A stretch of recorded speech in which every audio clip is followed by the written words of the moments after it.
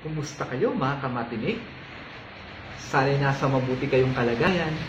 Handa na ba kayong mag-aral ng math? Tara, samahan niyo ako sa ating math lesson for today.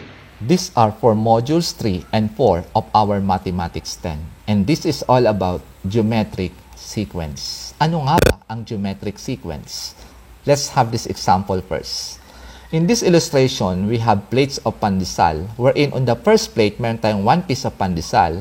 Sa second, meron tayong 3, then 9, 27, and 81 pieces of pandesal sa fifth plate. So class, this is a sequence of numbers because there is a pattern here. At ang pattern dyan, nagmo-multiply tayo ng 3. So if we multiply 3 to the preceding term o yung sa naunang term, magkakaroon tayo ng next term doon. So 1 times 3, ang sagot natin dyan ay 3. Hanggang sa umabot ka ng times 3 doon sa 27, ang maging sagot natin ay 81 sa ating fifth plate. So sana nasundan po yon. So again, tayo ay nag-multiply dito ng 3. And since we multiplied by 3, we cannot call it as an arithmetic sequence, katulad ng lesson natin dati. Because we multiplied, this is another kind of sequence which we are going to take up today. And this is what we call, this common ratio or this constant number, the 3, is what we call the common ratio. Yan po yung ating constant number or fixed number we use to find the next term. Take note, yung ating r is small letter or lowercase. Don't forget that. Let's proceed now further. Paanong pagkuha ng r natin? Let's say for example, given na yung sequence, paanong pagkuha ng r? So ang gagawin lang natin, we'll simply divide the second term by the first term. So if you will divide 3 divided by 1, you will get an answer which is 3. Same also with the others. So kung gusto mo, dito ka naman sa dulo, 81 divided by 27, still, you will get the same answer which is equal to 3. So kahit saan dyan, basta yung second term, i-divide, o yung next term, i-divide mo sa preceding term. Yun po yung tinatawag natin na pagkuha ng common ratio. I hope you got it. Let's proceed to this one. Paano nga ba ang tinatawag na geometric sequence? Napakadami na introduction, no? Pero ano nga ba yung tinatawag na geometric sequence? Yan ay sequence na kung saan yung every term after the first is obtained by multiplying. Ito sinapansin natin kayo, nag-multiply tayo, the preceding term by a non-zero constant. Kailangan yung i-multiply natin ay hindi zero. Pwedeng positive, pwedeng negative, wag lang zero. Bakit? Siyempre, pag nag-times 0 ka, times 0, times 0, ang maging sagot mo doon ay 0 na. Okay? So, that's one.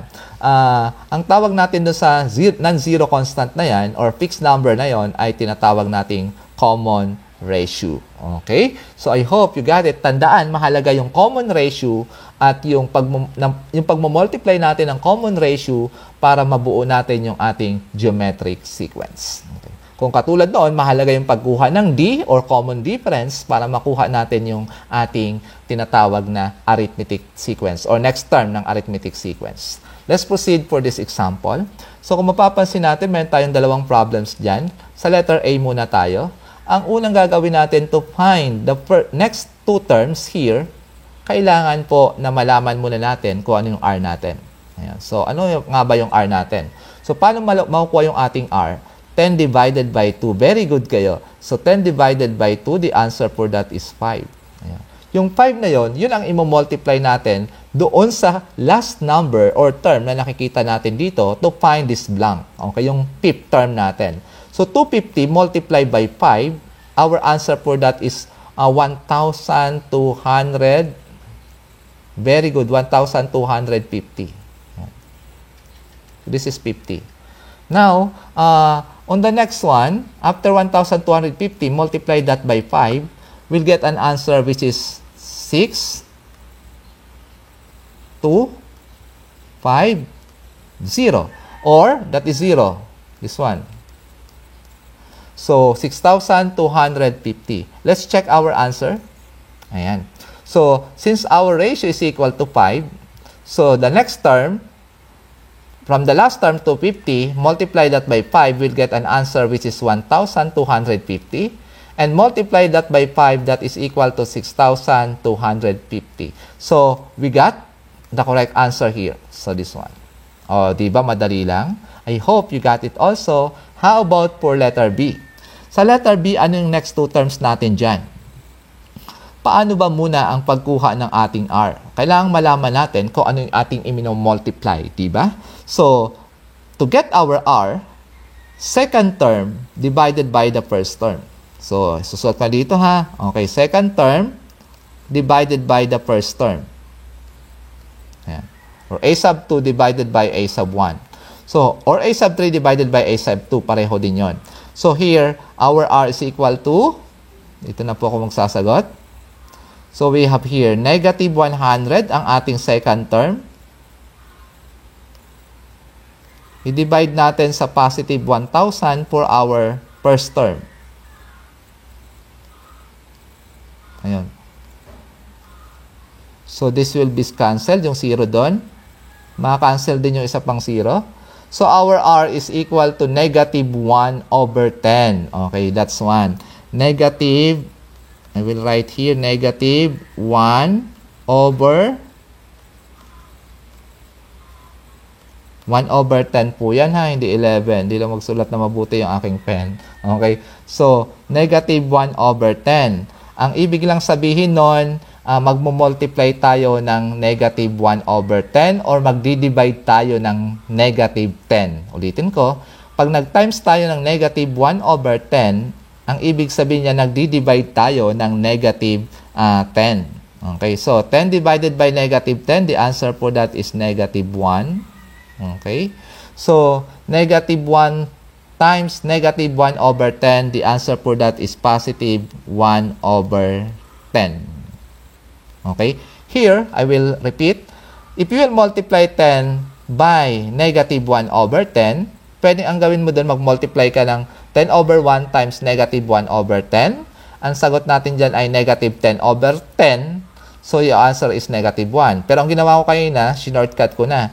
10 times negative 1 over 10 is the same with 10 divided by negative 10. At ang sagot natin doon ay negative 1. At yung negative 1 naman, i-multiply din natin sa ating R, which is negative 1 over 10. That is now equal to negative 1 over, o positive. Kasi negative saka negative, ang sagot natin dyan ay positive 1 over 10. I hope you got it.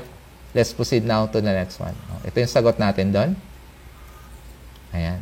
So we have negative 1 and positive 1 over 10. I hope you got it. Let's proceed now to the next one. So here, class, we need to differentiate the two sequences that we are studying now. Last time we took up arithmetic sequence. Now let's differentiate that to our next topic, which is about geometric sequence. O yung geometric sequence, i-differentiate natin sa ating arithmetic sequence. So there's the meaning. So, pag sinabi nating geometric, kailangan tayo ay nagmo-multiply by a constant number. Kapag naman arithmetic, tayo ay nag-a-add ng constant number. Ang tawag dun sa constant number na yon sa geometric sequence is R, or the common ratio. And this is now our D naman pagdating sa arithmetic sequence, kasi yun ang kinatawag na common difference. Okay. Ang operations involved in geometric sequence, we have multiplication, wherein in arithmetic sequence, we have the addition. Okay? So, ang ginagamit natin sa pagkuha ng R ay division. Dinidivide natin yung second term sa first term. Sa atin namang arithmetic sequence, tayo nagsusubtract ng second term sa first term. Tandaan po yon. Sa ating geometric sequence, exponential ang ating terms. Dito naman ay linear. Ibig sabihin nun, degree 1 ang ating arithmetic sequence.